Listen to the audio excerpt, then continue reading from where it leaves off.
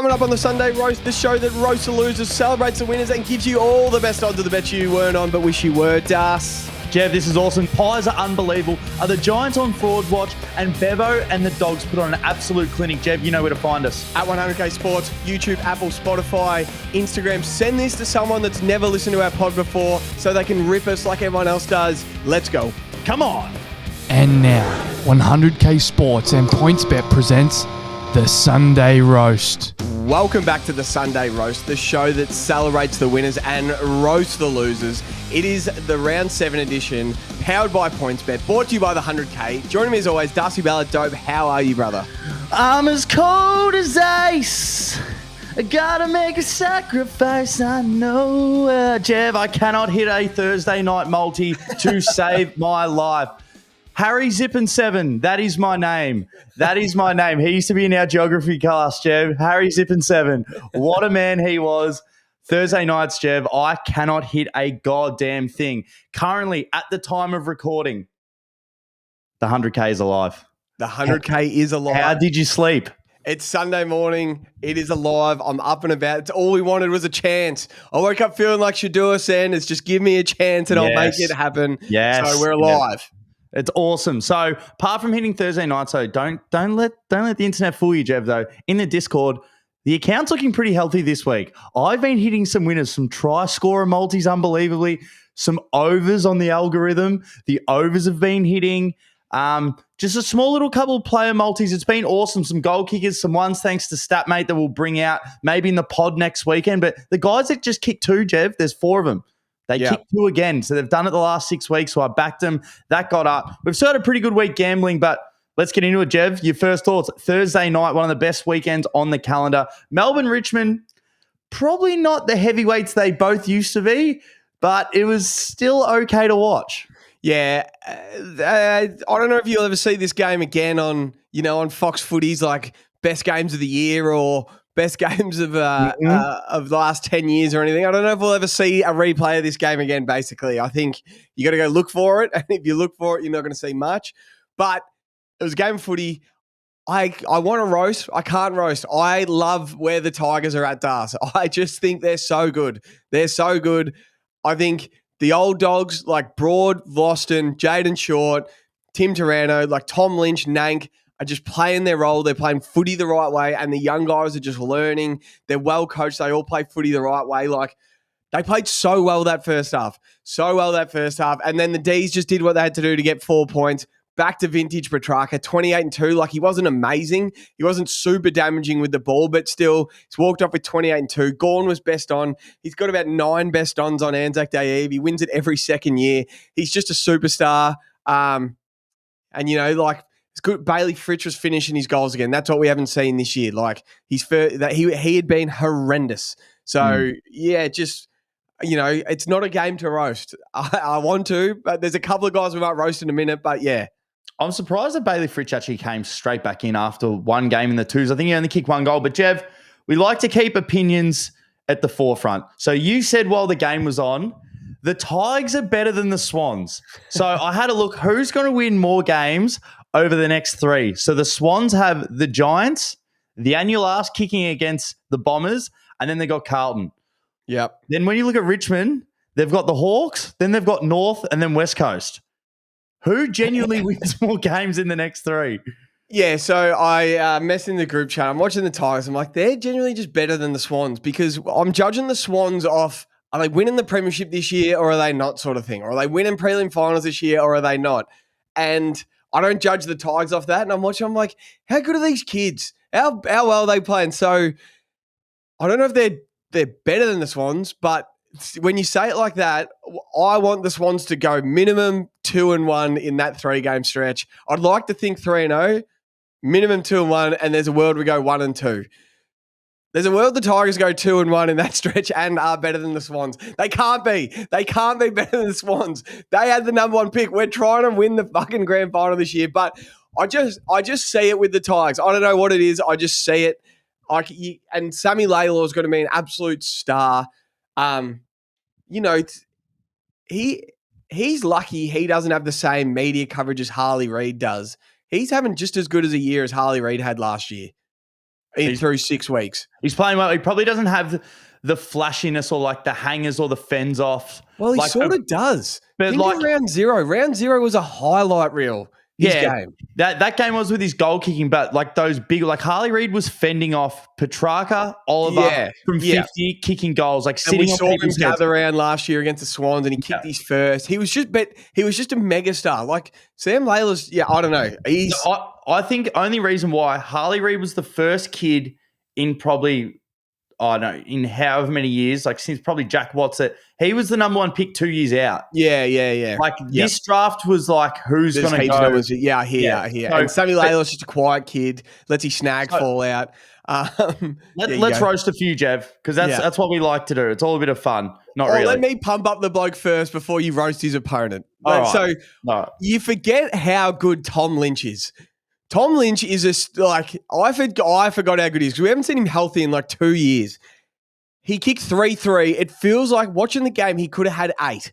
Like 3-3, he probably dropped a couple of marks he usually takes, and I think he kicked a couple across the face, missed set shots and stuff. He was just dominating the game. He had 13 touches. All 13 were kicks. He doesn't handball the ball. He hasn't got time to handball the ball. He's kicking the snags. He just felt like a dominating target, and you just forget how good he was. And if they won the first premiership without him in 2017, and then he went there, did he go there in 2018 or 2019? Because then he won the next 2. Yeah. So I can't remember if he went there the start of 2019 or the start of 2018. But like, he's just a gun, and you just never see him healthy anymore. But when he is healthy, it is a pleasure to watch. I saw it firsthand when they beat the Swans last year on the G, round 6 or whatever it was, when we were 5-0, and they just handed us an L. And it's like, this bloke is a gun. So, and then who did he play on? Oh, Jev, he led Stephen May to the ball a million times. And Stephen May, there was 2 or 3 times where he just got beaten in a one-on-one, and he's looking around cracking it like as if Lever was going to come over the top for the third man. It's like, you just got beat. And apparently in the end, after the game, Stephen May was having a press conference, reckons that he was talking shit to Lynch because they were winning. It's like, you're getting bathed. Like bathed. You're getting dog walked. But actually look at his stats. He had 20 disposals, which they were probably cheap kickouts anyway. There's one other person that I do want to mention last 2 weeks, Jeb, Jake Bowie. Kingy did say before on the coverage as well, he's like, and this is what I love, when Kingy's takes, because he's so deep in champion data. Yeah. So he will just look at trends that he loves, that he's always loved, and then he'll just go with that. He's like some of the shit he was saying before the game, he's like, I want to put this guy on the radar. He's like the number 1 in the league at getting a turnover from half back and getting a 2-touch transition into a score. It's like, what the fuck is that stat? Like, you know what I mean? He just like throws these things out there. But his last 2 weeks have actually been really good. 32 disposals. He was one of those kids, Jev. I'm pretty sure he won the flag after 11 games. He came in. They had a few injuries. That's right. I remember he played North at Marvel and just didn't leave the side in the COVID year and just won a flag. So 32 disposals, which I'm not sure we really want to touch on this game anymore. So I may as well get into some bloody odds. Let's go. So for 3 snags, Tom Lynch was $2.90. For 2 snags, Petrarca was $1.90. Fritch $1.60. Petty $1.60. Chandler $3.50. Tim Taranto was $14. $14 bucks. He could have made a bit of money. For 1 goal, Ed Langdon was $2.75 and Toby Nankervis was $3. But for the disposals, this was a lot last week and it's coming. It'll come in again next week. Jake Bowie for 30 touches was $10. Salem was $7.50. For 25, Petrarca $1.50 short. Rivers $2.35. Langdon was $4.50. Thompson Dow Jev was $6.50. Rivers was $2.35, and for 20 disposals, Vlosten $1.55 and Judd McVee $2.50. So those were the best. Did you say what Max Gorn was for 25 then? No, you didn't have to. Oh, yeah, and he just won the medal like he does he's won about 9 Anzac Day Eve medals. He wins it every second year. I want to roast Bailey Smith as well, Bailey Fritch as well. Okay.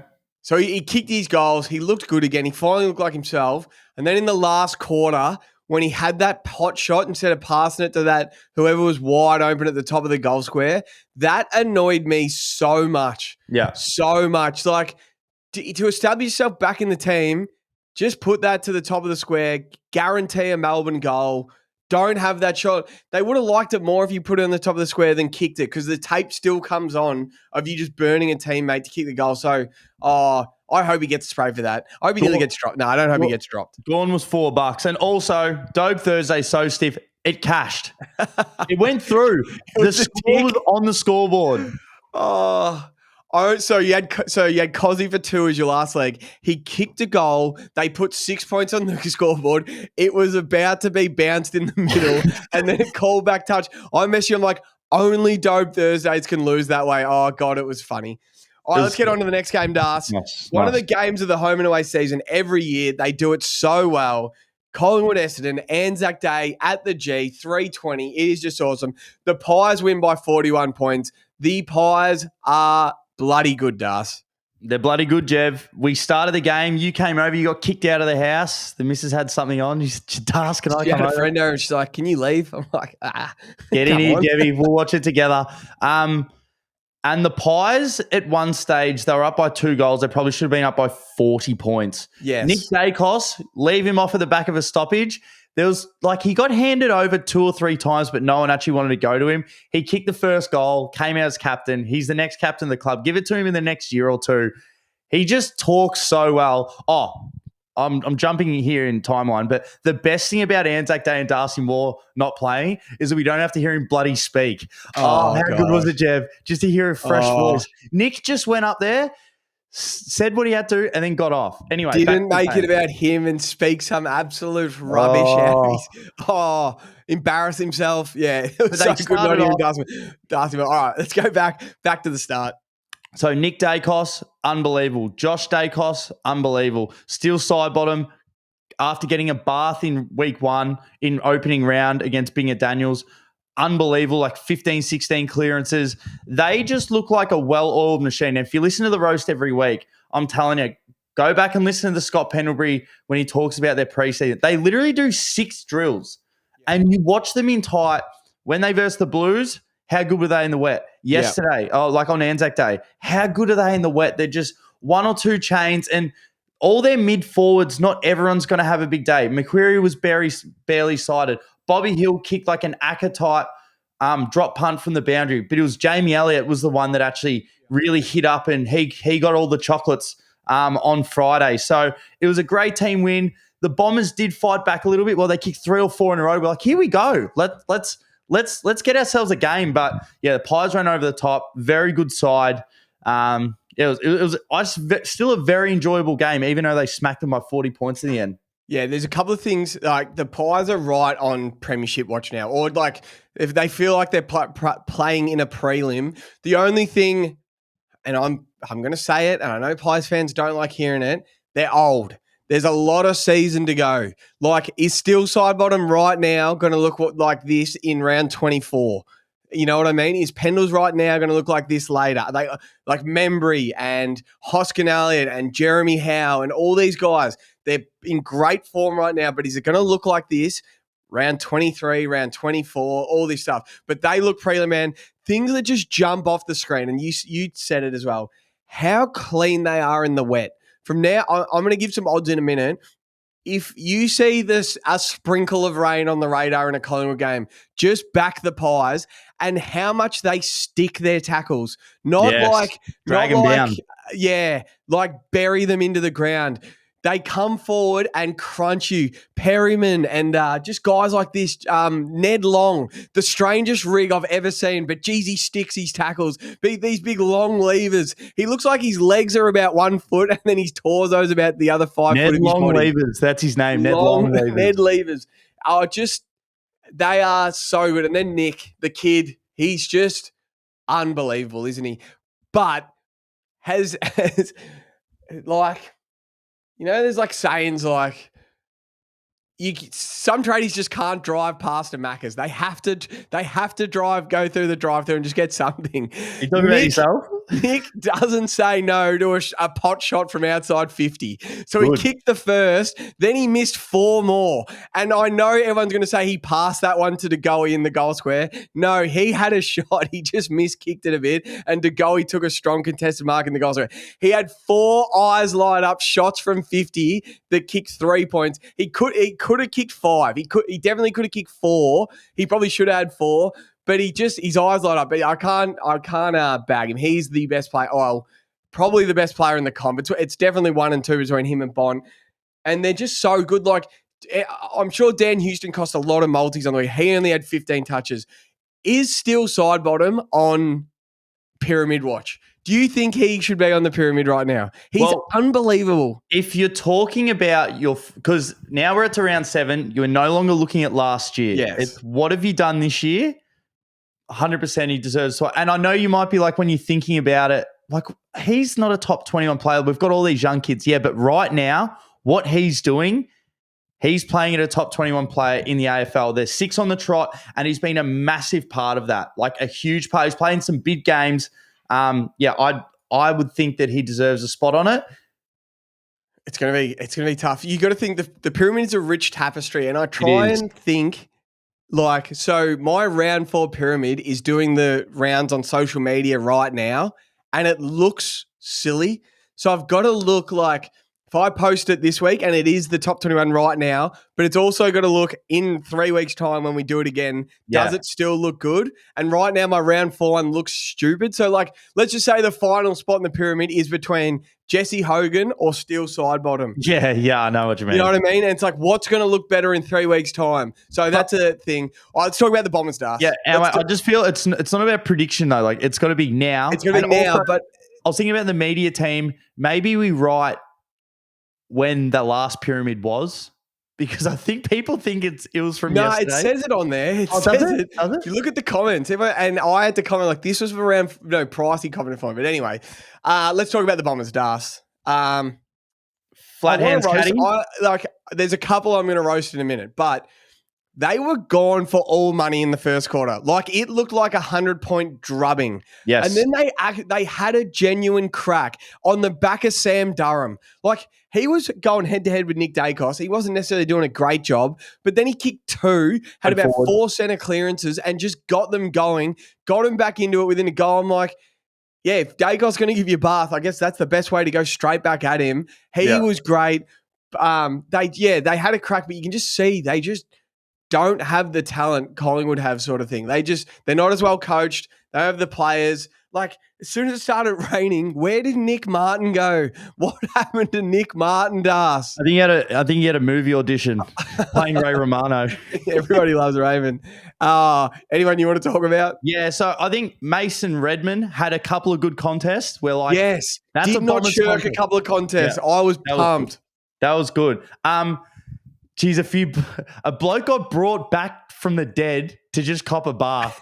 Goldstein, geez, Darcy Cameron gave him the business, his business card, and just showed him what football looks like again. Nate Caddy was just, I can tell the frustration on the kid. He's going to be good. He had a mark outside 50, and he's just cut it back to centre half forward where Bobby Hill picked it off and went end-to-end goal. Like, you got to get that out of your game. When you're trying to come back, it's just got to be a little bit deeper, a bit more direct. You don't have the polish at the moment, especially in the wet. Like, to bite off a kick like that was unbelievable. Peter Wright was up and down, literally, like playing up and down the ground. I told you at one stage, Jev, what if I told you that Will Setterfield's on 19 disposals? You would have called me a liar.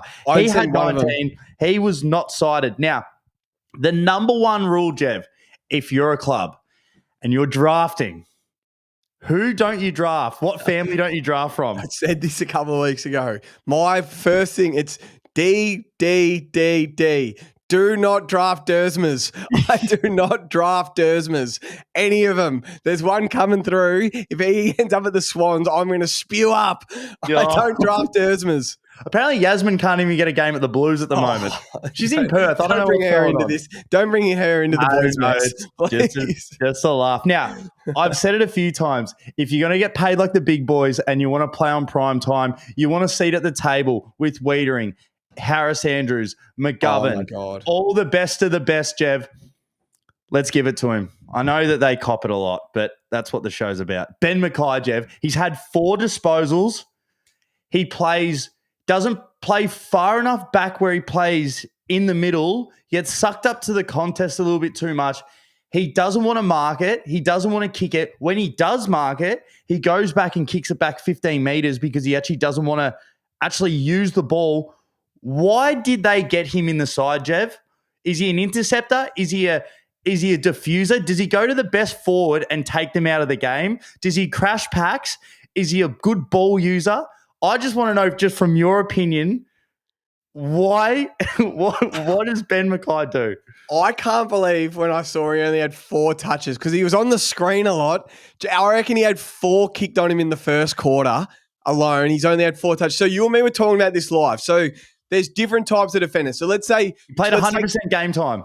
100% game time. Let's take Tom Barrass for one. So Tom Barrass isn't the most skillful player, but he puts himself on a bloke and all his job is to do is to beat that man. And he spoils a lot. Doesn't have to take marks, doesn't have high possession, but he spoils, he beats man. That's one type of defender. Let's not say that's Ben Mackay. Then there's your Jeremy McGovern type where he gets himself loose in the most dangerous space. And if you're not kicking it right into your 50, he will just dominate. Like, just dominate games. He doesn't care where his man is because he's marking everything. Let's just say that's not Ben Mackay either. Then there's like your Sam Taylor who plays on a man, intercepts the ball, never overuses it by foot, just hits the easy target, and he's just a gun all-around defender. That's not Ben Mackay. Then there's like your James Sicily's or your Josh Battles, where not the best defenders, but what they do when they get the ball in hand makes up for their not being the best defenders. And they can, they do enough on defense. He's not that either. I don't know what he's doing out there, Daz. There was ones where he's like playing the sweeper off a stoppage and it gets kicked over his head. It's like, you should have fucking been there, Ben Mackay. Where were you? Or it's like, you go stand in between the full forward and the centre forward, and then you can go back and mark. You can come forward and spoil. If it's a quick kick out of the pack, it lands right in your mitts. He's not doing that either. He's just got no idea what he's doing. Do Bombers fans see this as well? Or is it just, are we harsh? Like, I just want to know Bombers fans' opinions on Ben Mackay. Is he just a big spud, basically? Is he just a big spud? I've got a few more, Jev, before we move on. Has there ever been a man sub more than Jai Menzies? Like, starting as the sub? He starts as the sub. Like, does this sound like a Jai Menzies stat line? 3 disposals, 2 kicks. Like, just comes on maybe a shot on goal. Isaac Kako, Jev, will say he had a crack. Now, we say it. I've been saying it for a while. Some players don't look like they're from a club. And I was wrong on Aaron Francis. I'll put my hand up. He's a Swan. He's just a diehard Swan. He's with Jade Gresham. He's not a Saint or a Bomber, is he? Like, when you look at him? The only reason he's in the team is to win Zach Merritt of Brownlow because he looks like Zach Merritt out there. Sometimes if you don't see the back of the jersey, you go, it's like he takes a photo of Zach to the hairdressers and goes, give me this, just do my eyebrows a little better. I'm being serious. 2 more quick things because we have to move on to the next game. Jordan Ngoe right now just looks like the guy that used to play at AFL that's retired and just plays local footy out of the cube. Yeah. This is his sort of game, like 10 disposals, 14 disposals, couple shots on goal. I hope he gets right because his best is unbelievable, like the prelims and the big finals, the 2 grand finals. He's been awesome. He just looks so underdone at the moment. And then the last thing I was going to go, we have to talk about, Jamie Elliott got the lick of the ice cream. He was fucking phenomenal, Jev. He just got Jamie Elliott, the Toby Green of Mark Lacroix does. This is good. He's just a gun, isn't he? Yeah. And he always has been. He just has his imprint on every game of football. He's kicked 5. Like, he loves Anzac Day. He's kicked the goal after the siren or right on the siren. He's taken Mark of the Year. This is his last 3 Anzac Day. Who did he take the hanger on? Ben Mackay, as usual, wasn't in the right spot to spoil it. He was just the specky bag. Das, I just want to know. I think Nate Caddy is horrendous. Now, I don't think horrendous. I just think he spent more time on his back than Lily Phillips on Anzac Day. He was barely like a turtle. He was just on his back the whole time. He's walked off the ground with 2 goals, 3, and 19 touches. So that's a great stat line for a 19-year-old key forward. Yes. So I just want to know from Bombers fans, are you happy with how he played or are you frustrated with how he's played? Because I was watching from a bias, say a hater opinion, and every time he went near it, I'll sit with you, I'm like, look at Caddy, he's on his back again. He doesn't go hard enough. I'm like, look at him, he's fallen over again. So I don't know. I thought he was average, but I can't slag that stat line. Like, that's a great stat line for a centre forward he had his ups and downs in the game. He kicked a couple of goals, all this. He made some mistakes. So just Bombers fans in the comment, was he good or was he bad? I don't care which opinion you have. Whose ceiling do you see higher? Him or Cadman? Caddy or Cadman? I like that. If you had to put money on it right now, an investment to have, I don't know, like a better career over the next 10, like Caddy or Cadman? We had one 10 years ago. We said Tom Boyd or Paddy McCartan. That's an awesome one. It's a great question. It's getting answered. We said 10 years from now we made a Facebook event. It's about 4 years away, I reckon. That's next year. Is it next year? I think so. No. Yeah, I think next year. Yeah, so who would you take, Caddy or Cadman off the top of your head? Cadman. Oh, I'd probably still take Caddy. I see it there. He's just got to he's close. Do you have some odds for us? Yeah, I haven't got heaps of odds, but I got some. So just the touches, Das. So this is one next time it rains. So Josh Dacos for 35 was $12. Still side bottom for 35 was $14. Wow. Nick Dacos for 30 was $1.90. For a goal was $1.80. Yeah. And Scott Pendlebury for 30 was $6.50. Jamie Elliott to kick 5 was 23. More if you had, I'm just going to do the odds just quickly on this. So if you had Josh Dacos for 30, he was $3.75. Into Steele side bottom for 30, he was $4.25. Into Nick Dacos for 30 was $1.90. Into Pendles for 30 was $6.50. So the 4 Collingwood players to have 30 touches, that would have paid 300 to 1. That is an absurd bet. Can you imagine putting that on? I know it is, but it's more like if you see it's going to rain again, the way Collingwood play is they're happy with contest and then they're clean on the outside no matter what the weather is and they get it out. So, yeah, great game. Let's get on to the next game. The Friday night game. This is another one that you probably won't see much on Fox Footy's best games ever. Freo beat Adelaide by 18 points. They just got it done. If you were financially invested on this game, it was the most frustrating game of all time. The goal kicking was horrendous. Just if you had a couple of multis with goals and set just anytime 2 goal scores, everything. Oh my God, they were missing easy set shot stars.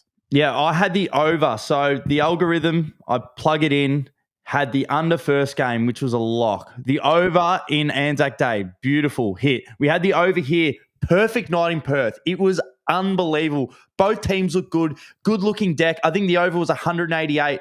It was 88 to 67, 12 goals 13 to 9 goals 13. This should have hit so comfortably. It was, as you said, so frustrating. Some of the skills, just guys dropping balls. Ben Keys, just same thing. Just in a no man's land for so much of it. Tracy missing some. Thilthorpe was in, then he was out. Shai Bolton almost kicked 2 goals of the year. Neil Bullen, we love him. He missed some absolute easy ones. Taylor Walker had 10 holding the balls against him. I can't wait to hear what Kane Corns has to say about it. This is a game where I reckon he circled it being he doesn't deserve to be in the side anymore. It was an average game. I actually don't really want to touch on this game for too long. All I do want to say, Andrew Brayshaw and Sarong was so good at the front of stoppage. They were so good with their hands. They look for each other. They're one-touch players when they're at their best, and that's exactly what they were. Adelaide couldn't get their hands on it when these two were at a stoppage. It was bang, Sarong, in and out, go. So he was awesome. Jordan Clark had a good game. Luke Ryan, Jev, he's working. He's working. I reckon he loves his role at Perth. He can sort of play off his man, take a few marks. He loves his roles. Roost it down the line. Yeah. He loves it. Yeah. It was entertaining. And Sarong and Brayshaw at Optus Stadium, you can pencil them both in for 30. They just dominate. Sean Darcy's getting back into it. We love Tracy. I loved playing at home. Mickey Frederick puts on the light show. Shai Bolton, you just knew what you're going to get in this game. I just wish the set shot goal kicking was a bit better because it would have been a cracker. Adelaide could have been better. They missed a couple of ones when they were down. It's good to see Josh Rochelle back. It looks like he's sort of going to play that Jack Ginnivan role where he's a bit of a small, super fast, super athletic guy, but he plants himself on a Jeremy McGovern or an Aliir or a Luke Ryan and tries to beat him in a different way, not just key forwards banging, because he looked electrifying sometimes on Luke Ryan. So I wonder if that's going to be his new role. If it is, I'm definitely going to back him for a goal every week. We have to roast someone, Das. All right. I know we might be wrong on the Crows. We said they're not going to make the 8 or they're not going to win a final. We were pretty confident before the season they're shit. Then it looked like we were definitely wrong. But I don't think they've got enough midfield depth. We've always said that, or enough A-grade midfield talent. Das, Matt Crouch has played half the game, had 18 touches, and he had 69 metres gained. Wow. Sid Draper came on the field. So I want to touch on this. Sid Draper came on the field, had 2 touches in how many minutes did he play? 22 minutes, and he had more metres gained than Matt Crouch. Wow. Matt Crouch played for 3 quarters. Sid Draper played for 1, and he had 2 touches, more metres gained than Matt Crouch. Can you keep playing Matt Crouch and Rory Laird in the same team, or is it just Sid time? Do we pick a side that's like Rankin, Draper, and Curtin share midfield time? So they play a third of a quarter each in the midfield, and then it's bench and it's thing. And we just get Draper on the field because he's got some tricks, the kid. I love Dan Curtin, and we all love Isaac Rankin. Can Sid Draper just not be the sub anymore? Well, this is what I was going to say. So I was so high on – I've watched more draft stuff over the previous years, not so much this year. And I was adamant watching at Sid Draper's tape and watching as much as I could. I was like, shit, he's going to be awesome. He's going to beat the Blues. He's going to look fantastic. But I don't know. He looks a lot more undersized than I thought he was. What more upside? I know we've only seen a sample size and it's only been 7 rounds, but who would you take? Murphy Reid or Sid Draper? Like, Murphy Reid looks like he's got Pendlebury-type traits and he's going to play 250 games. Yeah. Sid Draper looks like he's going to have some moments and some big games, but he's going to be like Murphy Reid looks like that Pendlebury type where every game, I know he only had the 6 touches on the weekend, but he just looks like moments and he's just going to do it again and again, Murphy Reid. And the fact that he drops in the draft, I don't know. I've been waiting for Sid Draper. He's kicked like 3 goals. No, I hear. So who do you see, like in Sid Draper, do you see like, so let's just say is he just another Jake Saligo? And then when I see Jake Saligo, I see Zach Butters. Is he sort of that sort of midfielder, or do you not even see that? Who do you see in Sid Draper? Because, yeah, I like Murphy Reid. I like the sort of Pendles, time with the footy, has his moments, nails his moments, this and that. He's playing a great role at the moment, Murphy Reid. Like, he's playing in a forward line that's got Tracy Amiss, Frederick, Shai Bolton. So, Das, who do you see in Sid Draper? Oh, God, it's tough. I honestly, like, in the league right now, like, who's an explosive small forward that goes into, like, the midfield? Like, I can't even think. Who do you see, Matt? Do you see Chad Warner in him or not that good? Like Rochelle? No, I don't think he's that good. I think he wants to be more explosive than Rochelle. I reckon. Like, can he be Rochelle 2.0, but just better than what Josh? Better than the first model? Yeah, hopefully. Do you have some odds? Yeah, let's get inside. So Phil thought for 3 was $2.30. He looked back. Like he left a few goals out there. Yeah, he looked back. He looked good again. For 2, there was heaps of guys kicked 2. Tracy was $1.35. Frederick was $2.50. Tex was $1.65. A miss was $1.80. And Oscar McDonald was $3.75 for 2. Nice. Hayden Young and Jake Saligo both kicked a goal. They were $1.80 for 1. Touches, Andrew Brayshaw, 35. He was $4. Sarong for 30 was $2.05, which is an absolute lock when he sleeps in his own bed the night before. Yeah. 25. Jordan Clark was $2.15. Matthew Johnson had 25. He was $10. And Nice. Rory Laird was $1.85. And Josh Worrell had $20. He was $2.30. So they were some of the better odds there. Let's roll on to Saturday, Das. Let's get in the first game. Saints, Lions. I didn't see a heap of this game. I was at my local footy club, so I need to get on the back of you here. All I know is Lockie Neal had 30 and 3. McCluggage just got his 20 for our 100K, thank God. And Jack Higgins is still that fucking guy. Talk to me about this game of footy, Das. Yeah, it's not one that we want to sweat. We did want to sweat McCluggage 20. We always want to have a leg in every game, and we're like, no, let's just get through to Sunday. It's like, no, McCluggage has 20. I think he was $1.10. Let's just get him in there. It's good to have one leg. Almost feeling sick. Like, thank God that he got there in the end. Hipwood, so Brisbane have won their last 7 against the Saints. So just pencil it in. Like, they just get it done against the Saints. They just beat the Saints. Jack Higgins, 650 for 3 snags, Jev, which is still short. He's equal leading the Coleman. He's having one of the better small forward seasons. Him and Paul Curtis. I want to do a smalls pyramid, so that means only 3 people can be on it. I might introduce it this week. I think you probably know the third one is out of biasness, but he's playing so good. He's like, for him to be able to continually just kick snags in the AFL is unbelievable. So one funny thing, I was out for a little bit, so I had Triple M on instead of watching it in the second quarter. Hugo Garcia got subbed out tactically with like 4 touches, and then they made him hold up the signs, like the 2-minute signs, and BT and Jim, you can just imagine they were going nuts. Like, oh, it looks like Garcia is actually going to start cutting up the oranges soon. Oh, like it was so good. Jim's like, oh, I'd be surprised if he gets in his car and leaves. Like it was so good. They were carrying on so much. But Hipwood turns into the best forward of all time against shit sides. He kicked 4 goals. He played pretty well. But Lachie Neale, Jev, went back the clock. He just, in front of goals, he's such a good set shot of goal. And I don't think he moves forward as much if Danaher's still in the side, because that was their structure. Like, let your forwards be the forwards and just everyone play around him. Your mids play like defensive back coming up to about the forward 50, because then you just let the forwards do their thing. But he was able to, I'm not sure who was meant to be tagging him, but he just floated forward and got himself into some really good spots. Zach Bailey almost kicked goal of the year, Jev. A ball came into the boundary. He trapped it, fended off 2 players, took a bounce, and just thinned it off the front of his boot. So that could have been goal of the year. But we said on the pod, where is the real Charlie Cameron? He hasn't kicked a goal in, I think, 3 or 4 weeks. He kicked 0 goals, 4 again. 0-4. Was 0-4, and he had 1 that didn't make the distance.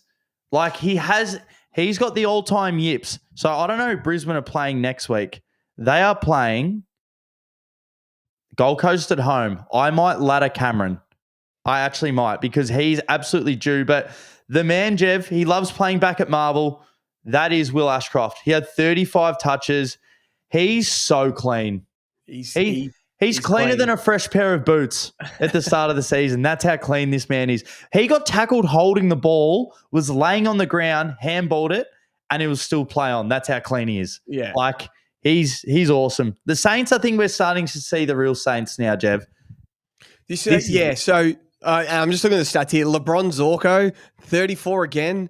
He is a good footballer. He just gets it. They just get it. They're like, I don't care how old I am. I can still play. If you keep yourself fit, you keep yourself healthy, you can play. And it's Pendle said it after the Anzac Day. He goes, with sports science now, guys are going to be playing well into their late 30s. So 35 isn't old anymore.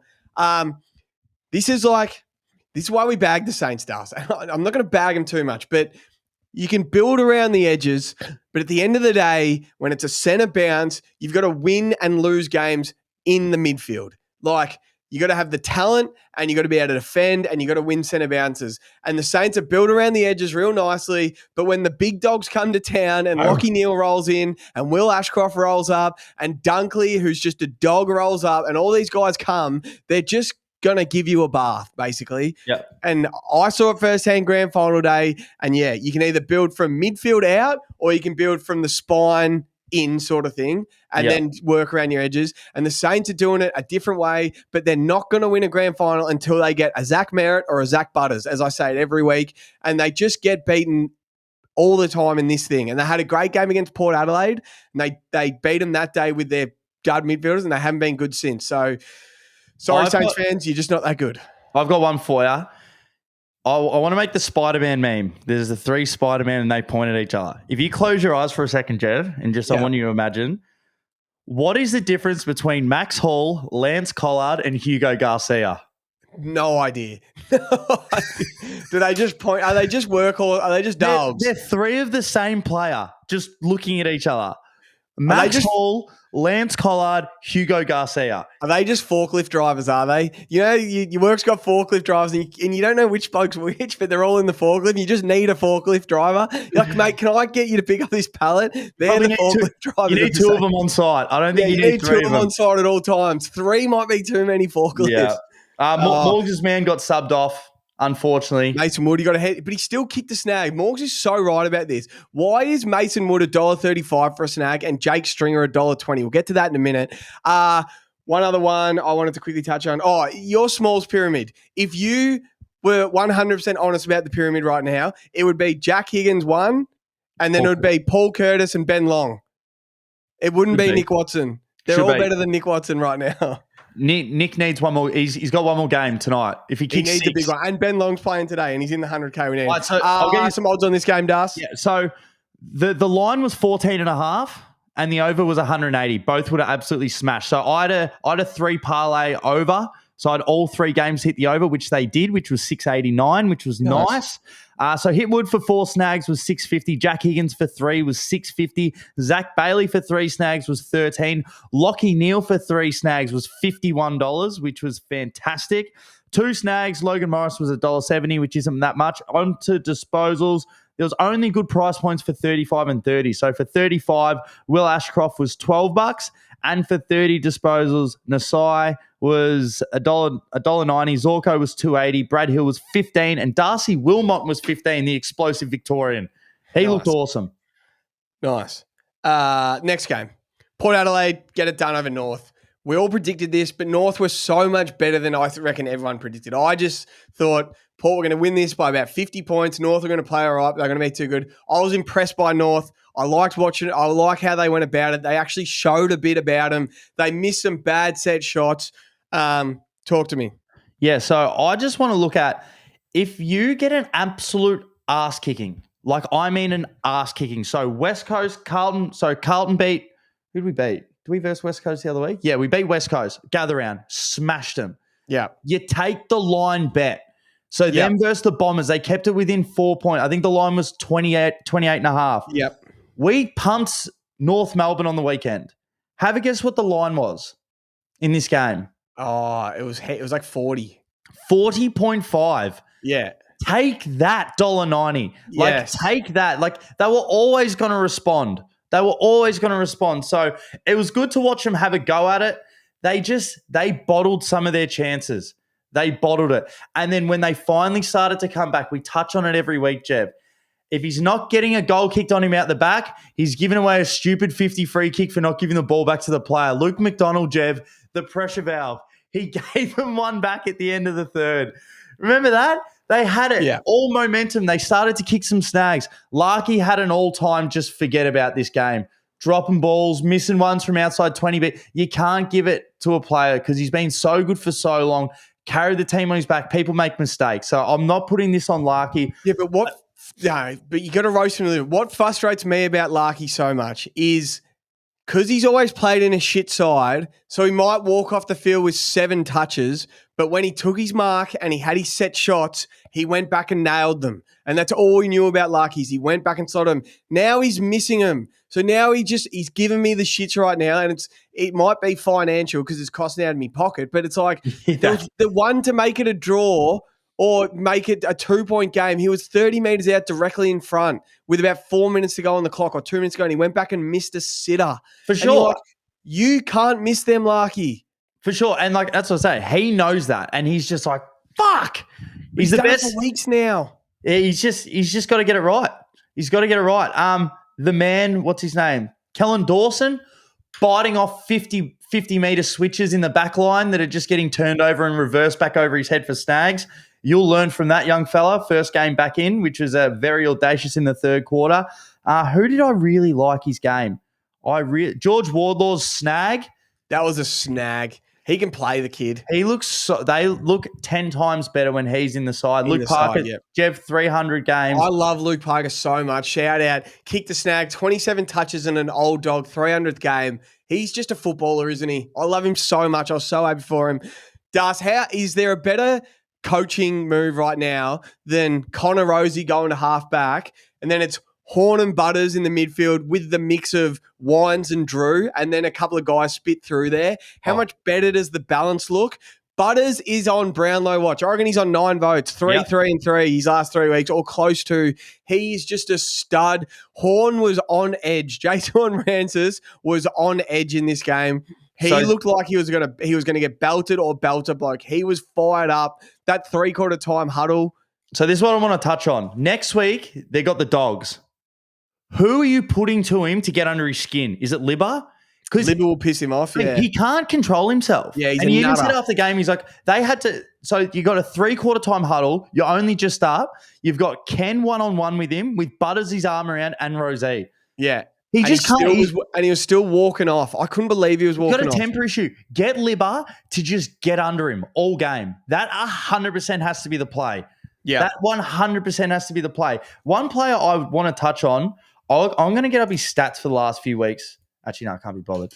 But one player that's actually played really well for Port, if you're a Port fan listening, Jackson Mead. Yep. He didn't play super well on the weekend. He only had the 14 touches. But the last couple of weeks, he's been spitting into that midfield and been getting forward. I've been super impressed with his season this year. So Jackson Mead's good. The Swiss Army knife, Darcy Byrne-Jones, he'll play half back and then he'll play half forward and he just pops up for goals. He's just one of those players that you really would like in your side. Like, he doesn't do everything to like 100%. But he's just such a good player. And so he just pops up whenever you need him. Might be a spoil, might be a goal. So, yeah, it was actually a really entertaining game, Jev. Is there someone else we can roast? Is there anyone more reliable in football than Paul Curtis right now? What a player. Yeah. Look at his stat line. I know, He's it's had crazy. 3 goals, 16 touches, 5 tackles, 3 marks. Like, as a small forward in a crappy side, he's so reliable. Cam Zurhaar walked in at halftime with 2 disposals. He walked off the field with 2 goals, 3 and 11. Like, he made a bit of a splash on the game. I love Mitch Georgiades. So I know he's only kicked 2 goals too. He's just a presence. He just dukes him. He flies at him and dukes him. Ollie Lord, he was good. Sam Powell-Pepper's playing a good role in the side. They're just like, they know how to win Port Adelaide. No one ever questions their ability to winning, but you can just see they're not going to win the grand final. We can say that, can't we? Yeah. Are you buying stocks in Ollie Lord? How much is stock and who am I comparing him to? No, just like if you think he's gonna he'll either re-sign for big money or he'll go to another team for big money. Or do you reckon you'll just sort of? I wouldn't pay him big. Is he like? Let's say, are we talking Amadi and McLean? Is like that? Is that the ceiling on him? Yeah, no. So that's the line. That's the line. Are you gonna see him as a better forward as those two or under? I'm gonna go under. Yeah. What are you gonna go? If he shores up his goal kicking, I can see more potential. I think.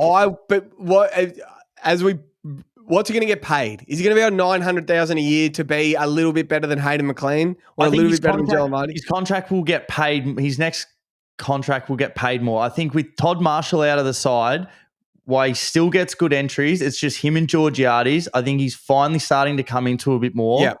He's very he can play. He can 100% play. I just think he's going to have a couple of really big games. I can see it in him. So I reckon I would lean the over. But as you said, Jev, they win. And it doesn't matter how you win. You just got to win. I'm begging for the Swans to get 4 points soon. Yeah.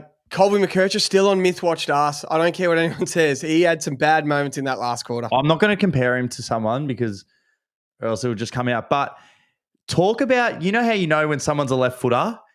He's one of those. He turns onto his right side so many times and he just backpedals and has to get back on his left. You see the video of Sam Mitchell? I can't remember what play he's saying. Was it Huswaite? He's like, I want you to brush your teeth with your right hand. He did it with D'Ambrosio, then Huswaite. Yes. So that's what you want to see. But some odds, Jev. Paul Curtis for 3 snags was 320. Darcy Byrne-Jones was 650. For 2 snags, Zurhaar was 280. Joe Richards was 250. Ollie Lord, $1.85. Georgiades, thank God he kicked that second one, $1.28. Wardlaw for a snag was $3. Colby McKercher was $2.75 and LDU was $2.60. Only good ones for touches. Like Sheasel was $1.75 for 30. I wouldn't touch that. For 25, Connor Rosé was short. Yeah, it was $1.27. Parker was $2.60. Butters $1.25. Horn Francis $1.95 and LDU $1.75. So all the guns got their 25. Pretty entertaining game. Apart from the third quarter, it was like the Adelaide Fremantle. Like no one wanted to kick a goal. Dwayne Russell wanted to get up and about. People are missing, hitting the post, out in the full, shanks, off the chest. dropping it. It was a bit of a horror in that third quarter, but we got there in the Dwayne end. put on a clinic. If you watch this game, Dwayne put on a clinic. He was so good. Let's get on the final game. Fraud watch is on the cards here. The Dogs just give GWS an absolute arse whooping, a pantsing, a Bontempelli, James Huns, redneck and arse whooping. 31 points. It was about 50 points at stages. They just pumped them to us after halftime. Absolutely pumped them. Well, it's time to re-explore. I thought we were probably going to talk about this at the end, but I'm going to say it now. When Finn Callaghan looked the best player in the comp, where was he playing? Smack bang centre bounce midfielder. Where's he playing at the moment? Why is he on the wing? Why is he playing on the wing? It's made me realise, and I was the bloke's number one fan. I reckon Tom Green is a bit overrated. I just don't reckon he has impact on games. I just remember the first 2 weeks. Just think back of Finn Callaghan as the midfielder, running and bouncing through the middle of the ground, delivering inside forward, bursting from stoppages. He won that game against Melbourne. And he won the game against against Collingwood. I know they beat him by 50 points, but he just set the tone in the first half. And now they've pushed him out to the wing so they can have Tom Green just getting handballs in there. I don't know. Am I being an asshole? I think they've got that wrong. And they're 0-2 since he's gone out to the wing. He's Tom Green's spot. You need those guys in there, but you can't just leave Finn out on the wing. He needs to be your number one guy in the midfield. It's time to give him the reins. Yeah. And we're not just being biased because he's the local produce. Watch the first 2 games and tell me that doesn't look like one of the most damaging players in the AFL. So I think they got it wrong there. Liberatore, head in the trough. He cleans the ovens, Jev. He mixes a casserole with his fucking nose. He's good. That's how deep inside he is. Harms's third goal, you go watch the stoppage. There's 3 GWS players that do not check him. He comes in, gets the handball, and just from in to out, he gives it to Harms, and Harms kicks the goal. So a lot of players just weren't willing to tackle. A lot of players weren't willing to get the ball. Who's the young guy? I always forget his name. On the wing, he played on Davidson. He plays on the far wing. You better be fit. I think he took Chuck Kelly to the cleaners a bit. Ooh. He was out there with him a lot of the game. I know he only had the 15 touches, but he makes other players non-impactful because of how much he runs. Yeah. He runs up and down. He's country fit. Up and down, up and down. So he was super impressive. They just got it right. The Dogs came in with a game plan, and they were asking Libber after the game, like, what did you draw on? We know that Bevo will always try and bring something. He's like obviously the Anzac Day spirit stuff, but there was one certain person. It's like, we're just going to grind. We're going to get in early, get it done. And that's exactly what they did. They almost beat the Giants at their own game. We were saying, geez, Darcy Jones is quick. He looks good at the start of the game. But the Dogs just got on the scoreboard. Yeah.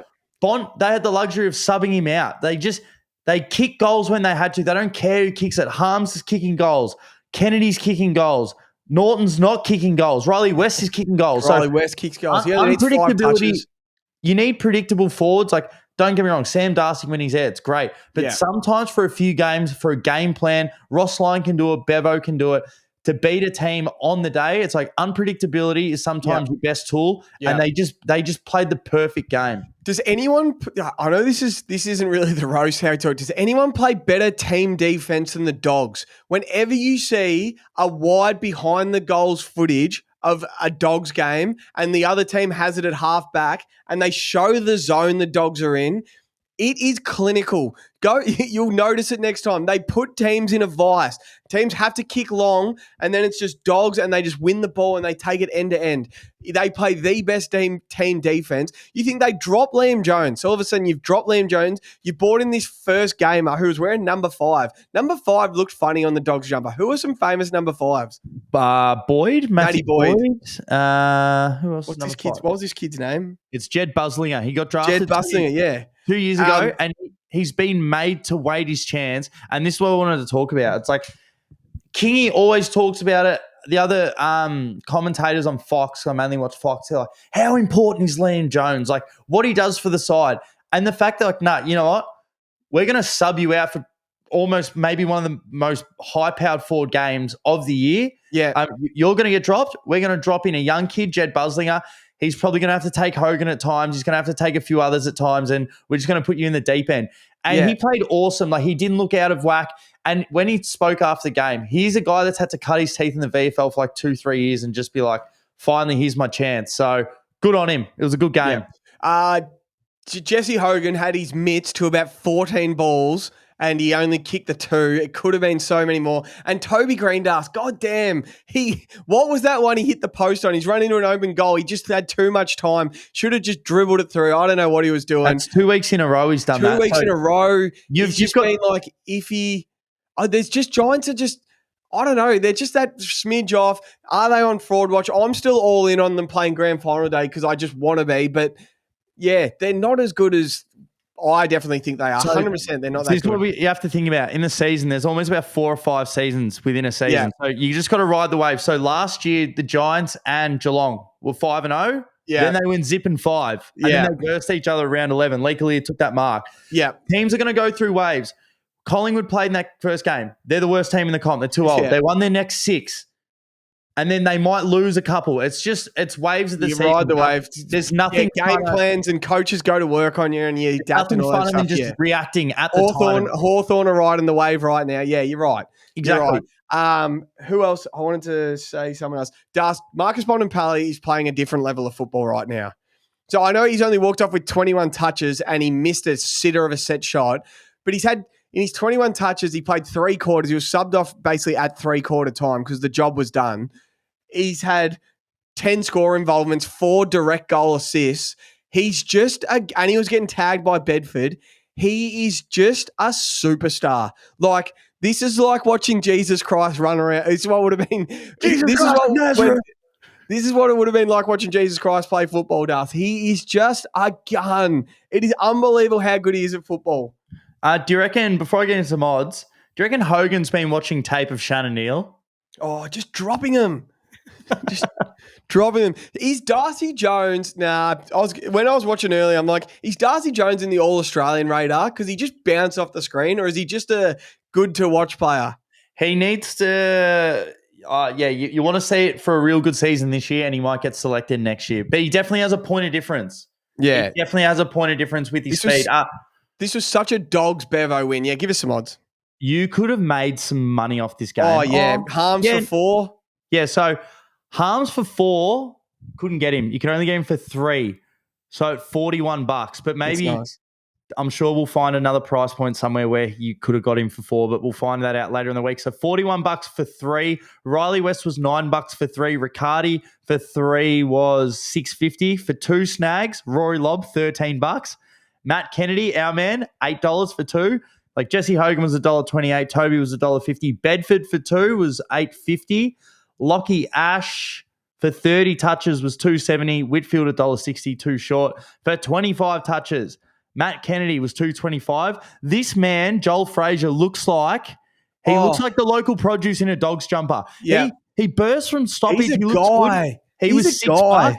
And then for 20 disposals, Sanders $1.55. Tim English for 20 touches was $2.80. And Jacob Weir was $2.70 for 20 touches. So, yeah, Joel Frazier, he's done it a couple of times this year. He's played good in big games. He does some things. He doesn't get a lot of it, but you can tell he likes to try and take the game on. So I like that. I like that about him. You know, when you might, at training, when you're splitting the teams, it's like partner up with someone that's like you plays the same position as you and then go the other way. So they've got like Matt Kennedy and Libba. Then they've got like, say, Bont and Frazier. Then they've got Treloar and Richards. And it's like they've got the mix of those sort of midfielders. And when Treloar comes back, they're just Bevo's humming right now. Like, they've just got it right now. And they're missing Sam Darcy. They are going to lose some games without Sam Darcy playing, but they've got it right now, the Dogs. You cannot say a bad word about them. They just win football games. What are they, 4-2, I think? It's still such a good comp. It's so close. Such a good comp. Yeah, so that is part 1 of the Roast Stars. It is Sunday morning.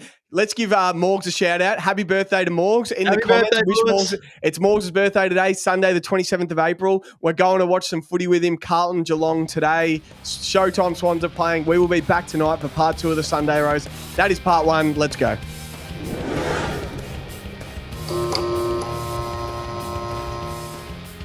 Welcome back to part 2 of the Sunday Roast and the funeral of the 2025 Showtime Swans and the nickname the Showtime Swans. The dogs are Swans. The doggies guts Swans. The vomit out the backyard Swans. The show yourself the door Swans. The black short wearing butthole looking playing Swans. The bang on average, below average Swans. The Dean Cox doesn't know how to coach, put Nick Blakey forward in the last quarter playing Swans. The start looking at the draft Swans. The Aaron Francis led Swans. Was that the best of did we see the best of Chatty again today, Swans? The Matt Roberts is your best player, Swans. Oh my God, that was embarrassing today, Darcy. Yes, it was. Embarrassing. So we went out for Morg's birthday. We've gone out for a nice lunch, watched some footy, chucked the showies on, chucked the Swans on. I can't call them the showies anymore. Yeah. That was the psychologically damaged Swans. They are cooked. Losing a grand final like that catches up to you. They are done. They're just not that good. So we're about 5 goals up. So it was like 24, 27 points or something. I don't know the exact margin. And then after halftime, we conceded 11 straight goals to the Suns. They just bullied us, 11 straight goals. We lose by 38 points. We are so bad. So bad. And it's a credit. No, the Suns are really good. Really good at home. Don't worry about that. Keep going. Yeah, we are so bad. And I'm just, it's the fall off of, no, first of all, when we start the game with the forward line of Peter Laddams and Aaron Francis, what has happened to the teams that used to go and get Plugger Lockett and Barry Hall and Lance Franklin? And now we're starting a game with Peter Laddams and Aaron Francis as our key forwards. Yeah. Oh, we're just dog shit. Hayden McLean, like average as. Where's Will Hayward? Braden Campbell played well today. James Jordan was okay. Isaac Heaney had a crack. He had an all-time first quarter. Took like 4 marks inside 50. He ended up with 1 goal too. Like the game could have been over at quarter time if Heaney kicks 3 straight. You go into quarter time, we're up by 6 goals and Heaney's kicked 3 straight. You're like, we're on. That's the showies. Like they were on fire. What'd they kick in the first quarter? They kicked 6 goals to 2. Like they were on. And then it was anyway. Geez, they were bad. There is some bad players on that side. Caden Clear your locker, brother. You are done. Ollie Florent, I haven't seen play well in 2 years. Yeah. 12 months. Yep. Jake Lloyd was okay. Riley Bice, the shine's wearing off a little bit. He's okay, but shine's wearing off. Nick Blakey, I'm telling you, Nick Blakey went forward because he had about 13 goals kicked on him. He had a Lukey McDonald type performance. I saw him got dragged twice, sitting on the bench, dragged twice, and then they put him forward because he just couldn't play on Ben Mackay, Jed Walter. He couldn't play on any of them. Bailey Humphrey gave him a bath. Jed Walter gave him a bath. Ben King gave him a bath. All gave him a bath. And I'm Nick Blakey's number 1 fan, and it just wasn't his day. Matty Roberts is a good player. Rampy looks done-ish. Pelican. One more. Can you give me your best opinion on Brodie Grundy right now? Oh, he is. Yeah, give it to think. Give me the best one you can come up with. Brodie Grundy, 9 disposals. He's paid like a top 5 ruckman, and he's 100% a bottom 8 ruckman. He's having zero impact on a game. Zero impact on a game. Zero impact. Not to compare, look what De Koning does. Look what Gawn does. Look what the gun ruckmans of the game are able to. Reece Stanley sucks, and he probably has more impact on games than Brodie Grundy right now. Yep. So that's the Swans. To be fair, because I've got to play, not even just got to look at the other window. No Papley, no Errol. You're missing Callum Mills. And there's someone else. Logan McDonald. I know he's got 2 right foots, but he's cheeks adjacent. But still, are you missing players? And I know we don't like to judge teams when they don't have all their players, but Jev, you guys have been bang on average. And I know if you listen to part 1, we just said who's going to win more games in the next 3. So you guys have the Giants, who just got tuned up last night, so they're going to be coming back ready to go. Then you got the Bombers who actually put this on the calendar, Jeff, because they know it's the annual ass kicking. And then you've got us. And then when you look at the Tigers, they've got the Hawks where they'll probably lose to, but then they got North and West Coast who are actually going to be competitive. So let's have a look at, though, how bloody good the Suns actually bounced back. They had an absolute mulligan the week before. When the chips are down, this is the type of stuff that Dimmer would want to see. It's like, you're down and out. Let's get back to basics. It's so bizarre, isn't it? Ben King's either 4 or 5 goals or 0. Yeah. He either has the worst game of all time and he's wearing a G-string, or he wears a pair of Bonds out there and he feels good, he feels comfortable. He actually might have a morning coffee or some Wheat Bix. Like, I don't know. Like, he actually might have a bit of brekkie. Bailey Humphrey, our man, Jev, we're in a bit of a rush today and we fucking apologise. Almost every other day we're like, you know what? Got a feeling about the Bear today. And we didn't have a single goddamn dollar on the ladder. We didn't. And we got some people out there that did. And they laddered him and he paid the nation. You'll get into some odds in a minute, but just want to say, Bailey Humphrey backers, congratulations. You're on the right side of the ledger today. I've missed out too many times this year. Bailey, also, congratulations. You're an absolute man, star. Brother. Jed Walter got amongst it. This is a great win at home, Jev. Give me some odds. The Swans are just, oh, mate, Cox is lost. Cox is cheek. So we go into halftime 17 points up, Das. 17 points up. So this is where you got to give the Suns some love. This isn't the same old Suns anymore. This is a well-coached, Dimmer-led football team. 17 points up. We go into three-quarter time. What's that? 24 points down. Yep.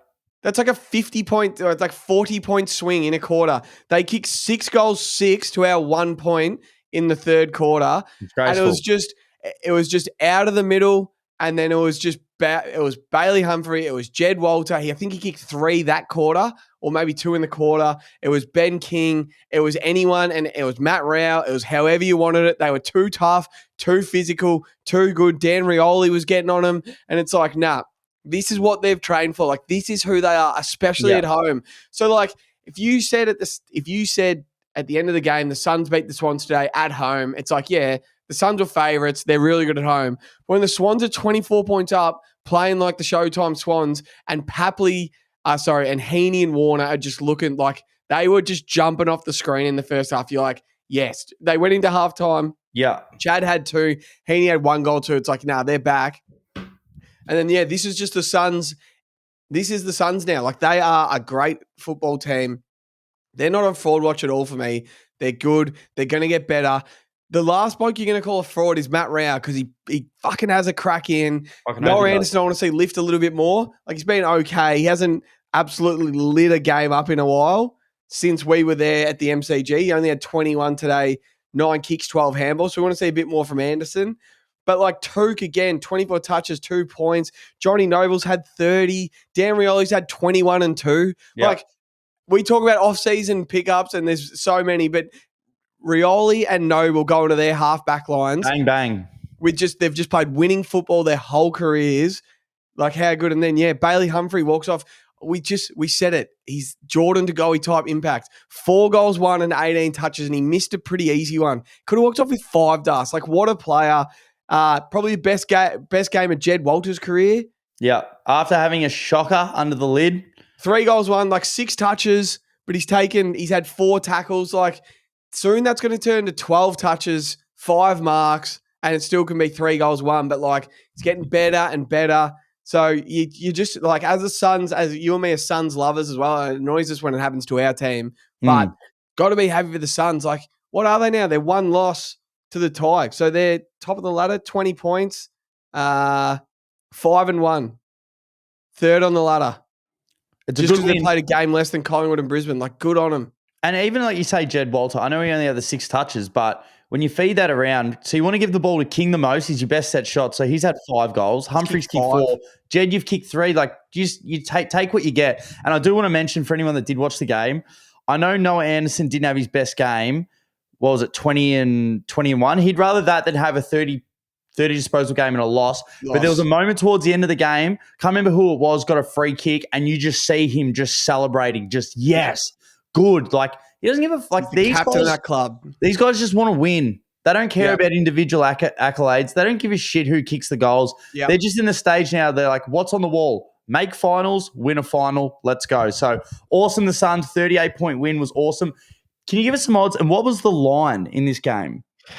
If you have it, if the over under, I'll give you the odds first. Like the actual line, like who's favorite? Gold Coast were favourite. It's like $1.80 to $2 basically. Yeah. I've got it. I'll get it up quickly. There you go. $1.40 to $2.95. The line was 15.5. Wow, and they covered it. They covered it easy. 38 points. That's the bookies telling you basically Gold Coast were certainties today. Yep. $1.40 before the game, $2.95 for the Swans. That is unbelievable. Yep. And the over-under was 174.5. I think that went over. Yeah, it did. It did. Ben King kicked 5 at $8. Nice. Bailey Humphrey kicked 4 at $81. Woohoo! The Humphrey family's eating lobster tonight and Wagyu steaks and whatever they want. Jed Walter kicked 3, $7 for 3. Nick Blakey kicked 3. You could only get him for 1 at $3. Couldn't get him for 2 or 3. Braden Campbell kicked 2, $3.10. Nice. Chad Warner kicked 2 at $2.50. Dan Rioli kicked 2 at $21. Yep. Imagine you had Dan Rioli 2 into Bailey Humphrey 4, 81 times 20. What's that? 1,600, I think. Jed for 3 and fucking King for 5. Matt Rao kicked 1 at $3.25. Nick Holman kicked 1 at $2.10. Some touches. Our man Johnny Noble, 30 touches was $5. Justin McInerney for 25 was $6.50. Jake Lloyd was $3, and Matty Roberts was $1.85 for 25. And that's basically where all the money was. So going into this game, all we needed for the 100K was Matty Roberts 20, Ben Long 2. Ben Long walks off the field with 1 goal, 2. If you watch this game like we did, he had a snap at goal, which is a gimme for an AFL player with about 30 seconds to go, and he missed it. And I thought, he's just cost us $100,000, Benny Long. He's just cost us. So we'll get into it as we keep going. But the Swans are in some trouble. Yes, they are. They are. Bad. They are so psychologically cooked. It's not funny. But one of us has a winning side. Let's get into it. The Blues beat the Cats by 18 points in what was Sunday Arvo, MCG. It got a bit darker as the game went on. It was so aesthetically pleasing watching this game. Looked like a cracker to be at. The Blues get it done. Talk to me, Dobe. Let's go. Also, shout out to Nina and Pasadena for this Blues hoodie. This is awesome. It's heavyweight, heavy duty, just like Georgie Hewitt, Jev. This game was, we started and I reckon it was like 3 goals to 2 and we'll sit there. I wasn't even talking shit. I was like, we're going to win. Like, we're all over them. Like, we're actually all over them. We're moving the ball really well. They've had 2 massive weeks, Geelong. They had to come back against Adelaide. They had a massive game against the Hawks. And it's just like, we've got this. Like, we look like we're running really well. Harry was coming up the ground. Like, I think you forget, Sam Walsh has been getting fit on the run. We've been trying to figure out what our backline looks like. So McGovern's trying to go in. Haynes, where's Sauce play? Sauce has looked fantastic down back. All 3 of those boys had probably their best game for the club this season. Charlie was getting fit on the run. So you've got him and Harry. Walsh, as I mentioned. And we're just sort of fixing everything as we come through. Elijah Hollands, I reckon, is the missing piece to our side, which I've mentioned a few times. When he's back in the side, he just pushes all the other cobblers down one, and he uses it a lot better. He'll cut inside. He'll give the handballs that other guys sort of won't. He's a little bit awkward. And then just trying to find a small forward. What one is it going to be working? It's definitely not Motlop. Durden's finally fit. He's come back in. He's looked so good the last few weeks. Will White, he's not amazing, but he just gets on the end of a few. So I couldn't be happier with how those boys played. Jeremy Cameron always does, always kicks his goals against us, but he still had his 4. Kerno kicked 3. Mackay kicked 3, but Mackay's at his best when he's able to get up the ground and he's that bailout kick. Almost like what Max Gawn is to Melbourne. When he can come up towards D50, McGovern kicks it out, and Harry makes it at the highest point, and then everyone can flood back down the ground. And you just get it, rather than kicking it and it's a stoppage at the 50, it's down on the wing, worst case scenario, or it's a ball in. So I thought we played the perfect game. What was it? I think 20-something points up at 3/4 time.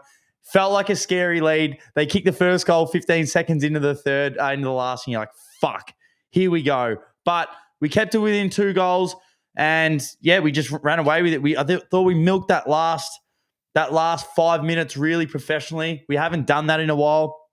To be fair, I think of our last 23 games or 24 games, I think we've only won 6. Yeah. And it's Geelong twice, West Coast twice, and North twice. So until we beat another side. Anyone else? No, we actually can't beat anyone else. DeConey, as we mentioned before, that's what a ruckman should be like. But I'm telling you, Jev, front runner, and he's 100% not even the squad of 40. He's got a blazer around him at the moment. That's George Hewitt. Yeah. George Hewitt has been fucking phenomenal. Yep. Phenomenal. And if you want to compare him against like anyone else from other sides, I'm happy to debate it. Like he's literally incredible this year. Like he's been our best player. Like I think we mentioned before, like whether still side bottom is a chance on your pyramid. I think George has to be above him. Like George has to be. Who's the best player at Collingwood? Nick. Then don't know who. Like, oh no, is it Josh or is it? Probably it can be Josh. It can be Dan Houston. It can be so many. It's George, probably still right now. This season, George is head and shoulders our best player. Yeah. He's 100% been our best player this year. He's ranking second in AFL fantasy points, whatever you gather about, like it's fantasy points. He's fifth in disposals per game, so he's averaging 30.1. He's third in the league in tackles with 52. He's third in the league in clearances with 54. He's just doing it all. He's doing it all. He's only kicked the 5 goals, which I know it doesn't sound like a hell of a lot, but he put the icing on the cake today. He's had a few big moments. He played really well against Dacos, and he's just having an awesome season. Like if we haven't had him, he's just been like our rock, and everything's just gone through George. So if you're a Carlton fan or if you just watch Blues games, honestly, he deserves his flowers. He's just been like the third I see in this side for a long time behind Walsh and Cripps, but he's just been the glue for us this year. So well done, George. He's been fucking unbelievable. Yeah, it's Carlton supporters, they may have lost a little bit of faith, but it's finally coming together. It's Curnow, it's Mackay, it's DeConning, it's Wiedering, it's Cripps, it's Walsh, and now you can rely every single week on Georgie Hewitt, as you said, and now the cobblers are starting cobbling. I would not know the difference between Will White, Corey Durden, Lockie Fogarty at all. I don't know which one gets the ball. I'm like, which one's that? And you're like, that's Lockie Fogarty. And then the next bloke pops up. It's like, who missed that one? You're like, that's Will White. I'm like, that's Lockie Fogarty. I don't know the difference. But they're playing a role out there. Nick Haynes played his best game for the club, Das. And he got crunched at the end. Is he a blue? Is he a blue yet? No, he's not a blue. No, not yet. Not yet. And you look like you're better coached. Like you played I know you beat Geelong every time, but you can't beat Geelong as a badly coached side. Talent and skill doesn't just beat Geelong. You need to go in with a game plan and you need to be tough. And you just nailed, like Chera's starting to just play a bit more consistent. Yeah. And you've won 3 in a row. Like you cannot, even though it might have been West Coast North, then you beat Geelong. It's like, that's a top 4 side. So 3 in a row. Who you got next week? We have Adelaide. At Adelaide Oval? Yeah. Awesome. That's awesome. So a 4:15 Saturday game. Come on. Awesome. That is so good. So all credit to Carlton. As you said, like, I want to roast Geelong a little bit. You can't. I don't think Oyce and Mullen's in their best side, but they've come off the big gather-round win against the Crows.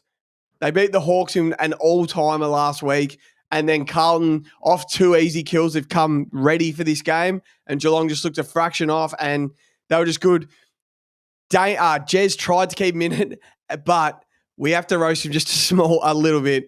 All-time bad beat on a multi. Fuck. We had Jez for 15 touches. He gets a kick to him in the middle of the ground, uncontested mark, and he drops a soda and doesn't get a possession. He cost us $900. Can you quickly read out the multi? So me and Jev are on the way to Morgs' birthday lunch.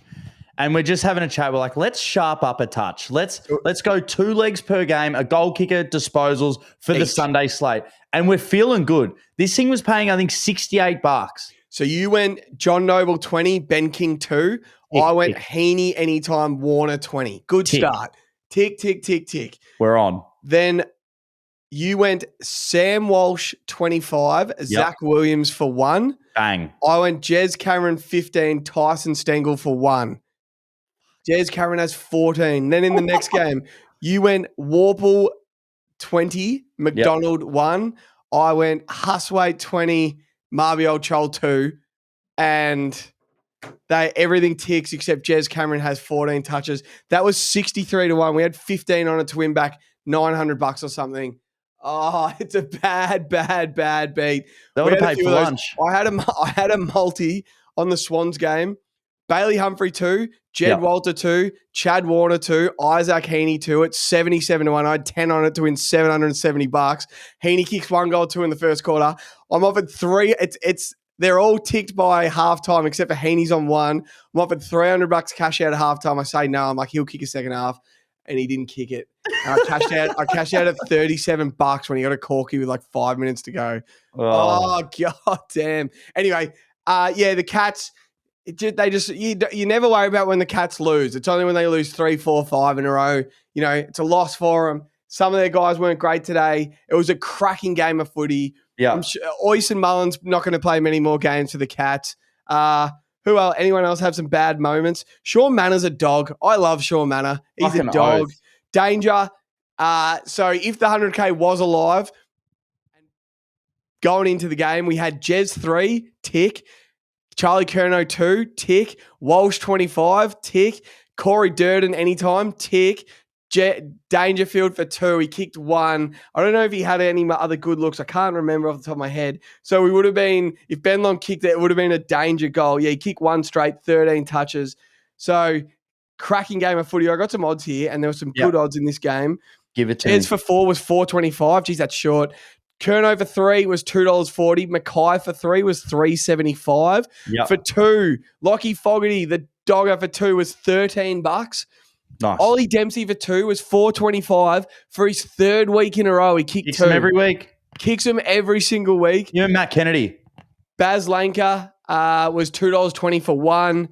George Hewitt was $3 for 1, and the sealer. Mark Blitzarves was $3.50 for 1, and Mark O'Connor was $4 for 1. Nice. For 30, Sam Walsh $2.50. 25, Cripps was $1.50. Chera was $1.60. Sean Manor was $11 for 25. Wow. Elijah Hollins was $8 for 25. 25 and 1, baby. For 20 touches, Mitch McGovern was $3.20 for 20, and Nick Haynes was $3.30 for 20. So could have made some serious cash on this game. Yeah, you could have made some money. But it's like if you have Danger for 2 and 15, he had 1 and 13. Like you always see where the losing legs are as well. You can always find them. Like if you had Matt Rao for 25 or Noah Anderson for 25 in the Suns game, you're like winning legs everywhere. It's just some of those legs cost you. Let's get into the final game. This game went exactly how I think everyone sort of thought. West Coast hung around. West Coast looked all right. But Hawks kicked 18-16, 124, won by 50 points. If they kicked a bit straighter, it was 50. It could have been 80 very easily. They just handled business. They did what they had to do. They got their 4 points. I want to ask, so can we give out a golden walking stick at the end of the season for the best vet in the game? So it's Gunston, Steele, or Danger? Yes. So you got the golden walking stick. So the best over 35 player of the year, and we give it to him because Gunston's season has been fantastic. Some of his lead ups today, and don't just say it's against West Coast. Like he's playing on McGovern, he's playing on good footballers. Some of his leading patterns have been phenomenal, and it just goes to show how much of a step back he actually took last year when Colchester was in the side. And when Colchester comes back in, I guarantee he's going to have another step back as well, just to allow him to jump into that role. But he's leading out like he's prime, like 2013 to 2015 Gunston, like just full tilt, taking the marks. He's leaving some goals on the board with his kicking, but he's getting himself to the best bloody spots. How smart of a forward is he? Like, I was first to sort of write him off this year. I'm like, you're relying on Jack Gunston at like 35 years old who can barely run anymore but you just can't teach smarts and experience. And he has such rapport with all the kickers, and he just runs directly into perfect space. Yeah. They put it out there on the lead. Like, he's still old school, lead out, chest mark, kick a goal, kick a goal. He's old school forward. Yeah, it's impressive to watch. Like, you think, oh, he's not going to do anything against us. Jack Gunston's not going to pop up against us. He's no good. He's too old. Every single week at the moment, he's just getting it done. Yeah, but apart from that, Jev, this is a very pedestrian game. Like, they got in, they smacked them. West Coast, they said they don't want this game. They just got their asses kicked at Gather Round. They go home, lose a bad loss to Essendon. Then they got to come to the Esky on a 4:40 Sunday game, and then they got to go back home. So, and they played pretty well, West Coast. Like, they got it to it was like 28 points at one stage. I'm like, they're having a crack here. They're just hanging around. But yeah, professional Hawks, get it done. You got some odds? Where's the real Nick Watson? He gets 320 Sunday Arvo, MCG. He gets the Tigers next week. That has to be 4-20. That has to be a pie game. We're going to get 4-20 pie. We've got to get him to sponsor at 4-20. He actually said he's been on a few pods lately. He's like, I'm sick of being real inconsistent. He's like, last year I'd play really well and then I'd go missing. He's like, I'm really trying to just stay more consistent within the game. I feel these games are a bit of a fucking weird one. You want to, on all the good games, you always want to be consistent. You know, sometimes when you're versus shit tired in footy, you just like, you either play really well or you just you just don't go near it. It's like everyone else is getting a lick of the ice cream. You're just like, fuck, whatever. Like, who gives a fuck? We're winning. Did you see him and McGovern crunch each other at the end? Yeah, you got me in the fucking chin. Yeah, he helped him up. He's like, fuck up, mate. You got me in the chin. McGovern's like, I think it was fair. I watched a couple of replays. It looked fair, didn't it? Oh, yeah. I thought it was fair, but I know he's a tiny. small man. Like, it might have been a bit of chin. Jeez, he took about 7 bounces to get there, and then big brick shit out McGovern standing there with a shiny shoulder to crunch him. He's tough as guts, though, Nick Watson, isn't he? Like, he is. He would have been battered and bruised his whole junior career at his size, and he's just tough. He doesn't care. He gets up. He keeps going. So you got to give him credit. He's a pit bull, like absolute pit bull. Some odds, Dast. Is there anyone you want to roast? Harley Reid. Oscar Allen. Oscar Allen is done. Is he converted? What the hell was that chin strap? Brown chin strap with a blonde shaved head playing in the back line. He looked like a what are they called? He looked Amish. Is there any Amish names? Amish Allen. Basically. Yeah, what was that? Agmar Allen. He looked like he was about to like build you a hut. Yeah, we better be careful. And mow your lawns for free. We better be careful here. No, but he looks. You can tell he's gone. Like, can we just say there is zero chance of him playing for West Coast next year? Yeah, they want the pick for him. He's not even in their best 22, is he? No. Anyway, sorry, I've taken a while to get to the odds here. I just want to see if there's anyone to roast. Tyrell Dua, 7 disposals. Bad luck, pal. Actually, I think I say this every week. Who's number 28 for West Coast? Fuck. Off the top of my head, no idea. Jack Williams or... I've said it 3 times this year. I've asked you 3 times this year. No, you haven't. I have. Who Tom is it? Cole. Tom bloody Cole. Oh, you could. He could be sitting next to you right now. Tom Cole in his West Coast shirt. I still wouldn't know. So give you. So Gunston for 4 was $4.25. Yeah. For 3 was $2.70. Flying Ryan for 3 was $11. Ryan. Harley Reid for 2. He looked good today. They got him back around the ball a bit in the forward half of the ground. Yeah. I liked it. He was $14 for 2 snags. Nice. Guinea was $1.70 for 2. Nice. So it's a nice one. Got Warple for 1 was $2.25. Weddle for 1 was $3. John Newcomb for 1 was $1.65. And Harry Morrison for 1 was $3.50. Yep. Touches.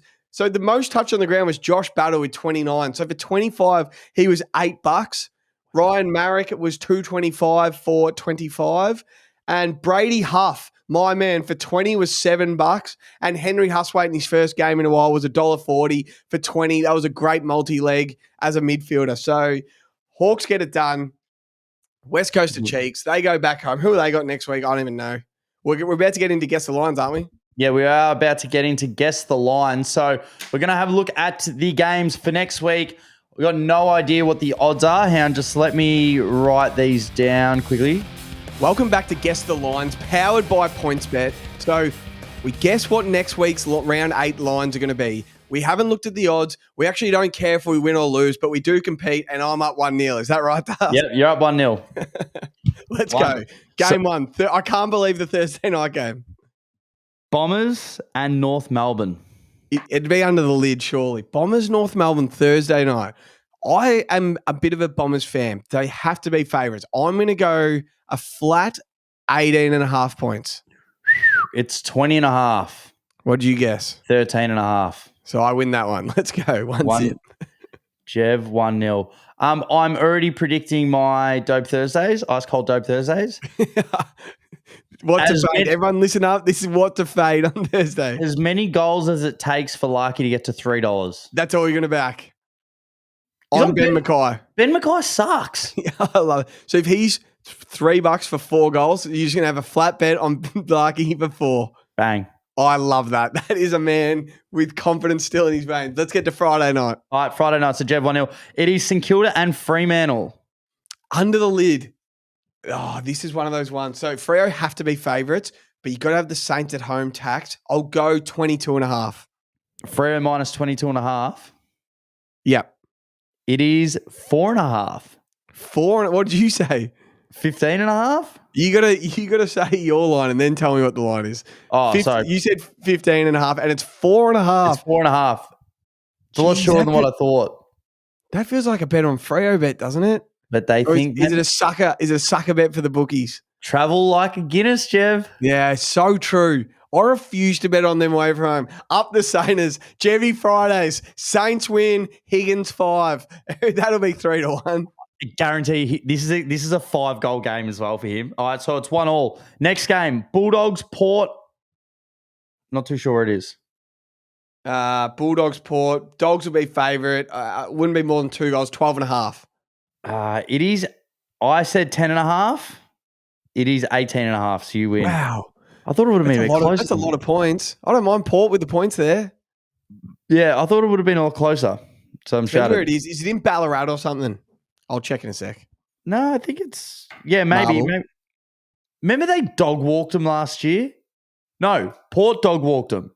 Yeah, Rosie and Butters had 17 each in the first. That's right. That's the biggest first quarter ever. It was ugly at quarter time. That's right. Next one, Adelaide and Carlton at Adelaide. This is awesome. There's going to be a bit of Carlton tax. I'm going to say pick 'em. $1.90. It's Adelaide minus 0.5. It is, I said Adelaide minus 10.5. The line is Adelaide minus 12.5. Wow. You'll be taking the Blues with the points, even though you hate playing at Adelaide Oval. You got to take the points.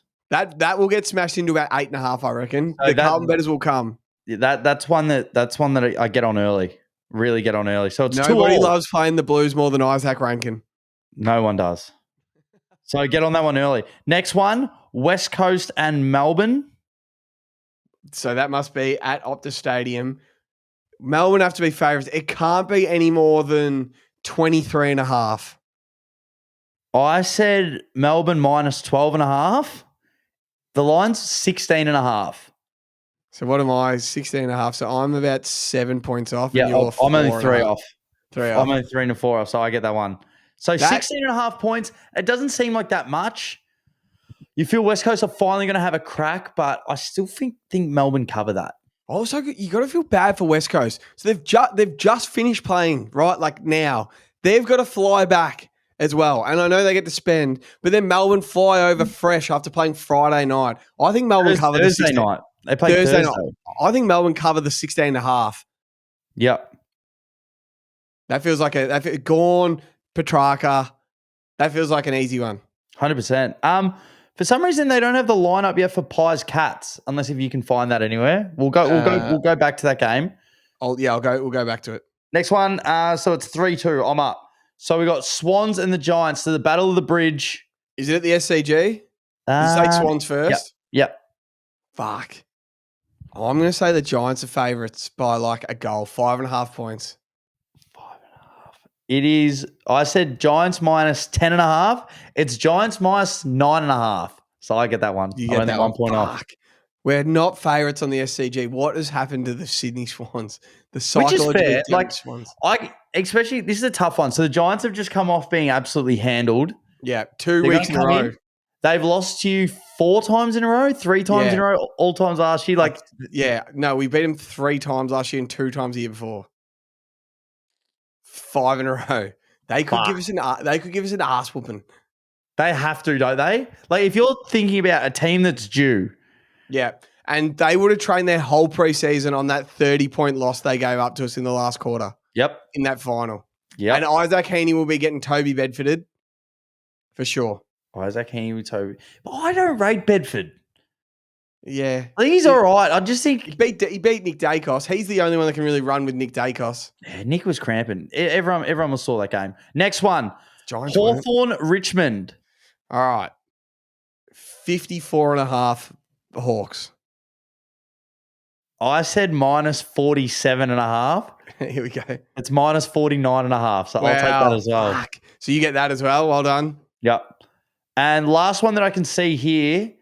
So Brisbane, Gold Coast. So this is 7:20. Here's a heads up for everyone that listens to the roast. We probably won't be covering this game on the roast. I'll be asleep. Yeah. So we'll probably do the roast before, like after the Hawthorn Richmond game. Yeah. And this game just won't be on the roast. We might just post something about the odds after it. Yeah. Brisbane, Gold Coast. Is it the Gabba on the Suns? Who does it say first? Brisbane's the home side. Yeah. So they're going to be the favourites. It's only going to be 11.5 points, I'll go. I said minus 7.5 to Brisbane. It is minus 10.5. You win that one. I'll get that one. So what was the... and I'll get the line. I'll guess now. Oh, I've already seen it. Righto. You go Collingwood, Geelong. I've already won because it's 5-3, but Okay. I'll go... Whatever. I wrote Pies minus 10.5. It's Collingwood minus 9.5. So well done. You can just have that one. That's Bang. Next week. Bang. So I don't know what I would have guessed. 1-1. What would you have guessed? I don't know. I can't. I would have said Collingwood about probably 6.5, I reckon. There's so many games I was writing down. It was like, what I have? 17.5, 15.5, 10.5, 10.5, 10.5, 12.5, 10.5, 47.5, 7.5. So it's like they're all around like that 2-goal margin mark, which is interesting. So what are the ones that jump out to you early? I love the Melbourne line, minus 16.5. Yep, so we'll put that in. I've got to take Carlton. Go to take the Blues with some points. Yeah. We like the Saints plus 4.5. Fuck, I wish Freo were heavy favourites because that would have been an absolute lovely line to jump on. But then it makes you think the other way. It's like, or do Freo finally get a win at home? Away from home. If they lose this... This is a Ross Lyon game. Yep. Don't you reckon? Yeah. He's like, against sure. my old coach, he's like, I'm going to fucking outcoach this cunt. Yeah, watch this. Let's put the Saints in, plus 5.5. So we the lines we love are Carlton plus 12.5, Saints plus 4.5, and Melbourne minus 16.5. Jump off the page to us. I love as well North Melbourne plus 20.5. Yeah, okay. I'm in. Don't you reckon? Like, it's their only like prime time game this year. Like, they've got to show for something, don't they? So North Melbourne plus 20.5, Saints plus 4.5, Blues plus 12.5, Melbourne minus 16.5. And the other one... Do we take the Giants? Do you just think swallowing... Just Giants to win at a dollar? Nah, they're on fraud watch as well. Let's leave that game alone. Well, that 4-legger, which we like, pays $13. So, yeah, hold on to that. We'll wait for a couple of over-unders that your algorithm just adores. Yeah. And then we're on. Do you want me to do them now? Nah. No one would be listening to this anymore. We're so sorry. I reckon some people would want to know the intel, the early over. Nah, we'll save for the pod. Save for the pod. But we'd love to know your favorite line in the comments as well. What one jumped out to you? And when we play Guess the Lines, when we say it, have a little guess in your head. And if you beat me and Das and you guess better than us, let us know in the comments. Say, I beat both of you lads. I would have won that 6-2. I don't care. I just like guessing them. Sue me. We'll give you a little chocolate. We'll send you a chalky frog. Do a chalky frog or caramel or koala? What do you like? What do you prefer? Chalky frogs. Really? Over the caramel koala? Yeah, I'm Jockey Frog. What about you? Caramel koala for sure. Oh, let's go. That's the roast.